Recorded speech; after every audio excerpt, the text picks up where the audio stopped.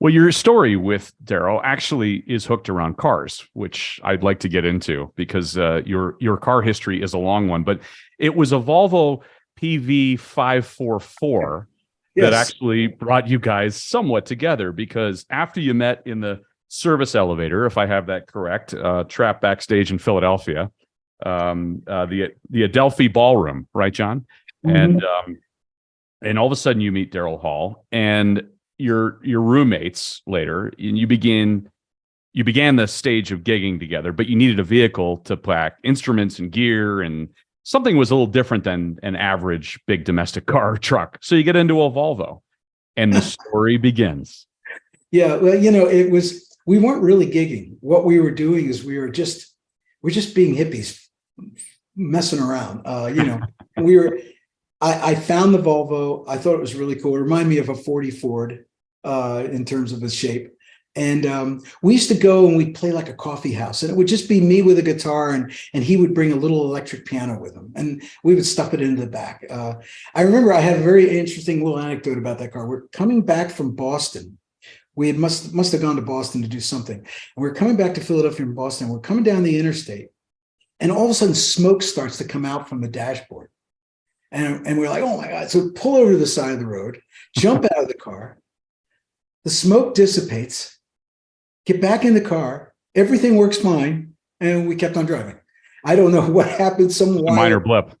Yes, a little minor, problem, but it was kind of funny. It was maybe a testament to the Volvo, the solid build of the Volvo. Who knows? Yeah, no kidding. But the car story continues. You officially become a duo. You produce a record. You start touring, and you had enough success to buy your parents' GTO. Tell me about that moment. That was the greatest. I had convinced my parents that it was just a more expensive Tempest. And they had no idea what a GTO was. I knew exactly what it was. I was actually, my girlfriend's father was the general manager of the local Pontiac dealer. So we went over there. I convinced them to get the GTO. It was yellow with a black vinyl top. It was an automatic. It had the Hearst automatic. And Daryl and I went on tour with that GTO all up and down the East Coast. And we put 5 people in it. It was the 3 band members plus Daryl and I. I drove. Daryl sat in the passenger seat in the front, and the 3 band members. And they always had to draw straws for the hump. Whoever got the hump in the middle.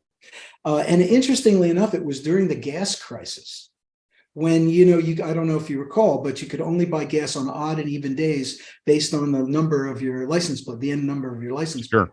Right. So it was the weirdest thing. We were down south, I remember, and our tour manager, our road manager, we'd be on stage, and before midnight, he would jump in the car while we were still playing, and he'd go out and fill the car with gas, because the next day we needed the gas to get to wherever we were going. No way.